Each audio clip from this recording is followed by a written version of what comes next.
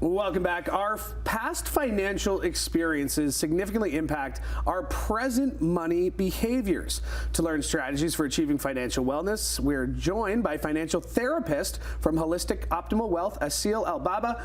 Now, what is financial trauma and how does it differ from just general money issues?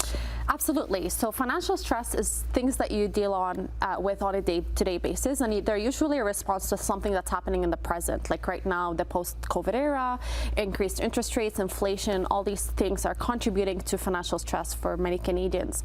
Financial trauma, on the other hand, is a response to past experiences, and they're often rooted a lot in childhood memories, which are unconscious, that are operating in the background, and they're not just impacting you on a day-to-day basis, they're also impacting your overall psychological, emotional, and behavioral pieces around money. So how can someone's past financial experiences impact their current financial situation? A lot of us have residues because they're unprocessed emotions that come up as a result of these experiences.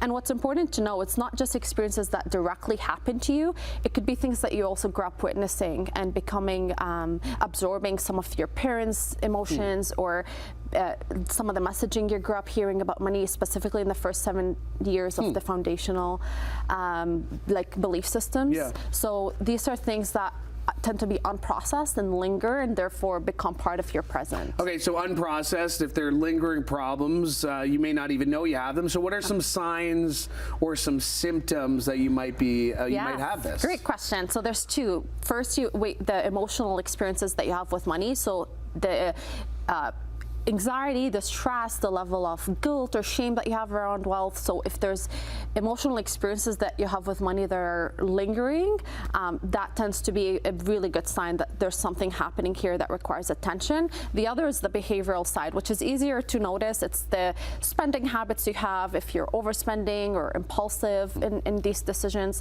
or maybe even hoarding or gambling, like all the different dysfunctional behaviors we have with money that tend to be obvious because they're on the surface level. So could you give us an example of someone who maybe has gone through this, who has come out the other side, anonymously of course, but give us an example of someone you've worked with who's helped process this. It doesn't have to be anonymous because I'll talk about myself. Okay. I was my first client and I came from financial trauma myself. I grew up in a war zone, and when we came here, we were on welfare and the food banks to get us started, and I became a financial advisor in the bank when my family was still going to welfare. So I had to come to terms with that reality, but also make a commitment for myself to overcome some of these challenges.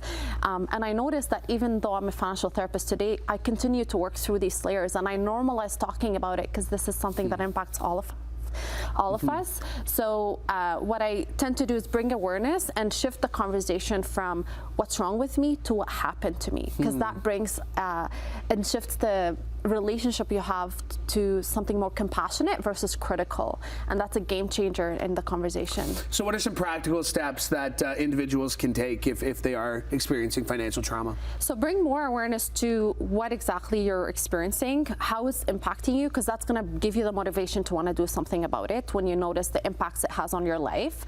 The second is seek support. Normalize talking about money, whether you want to work with a financial therapist or a planner. There's different tools for different people, and really bring the therapeutic mindfulness pieces into the conversation. Like mindfulness tools are really, really important as part of this conversation, because we're talking about emotions, not just the budgeting and the layers that most people talk about. Real quick, Aseel, where can people find more information about you and your services that you offer?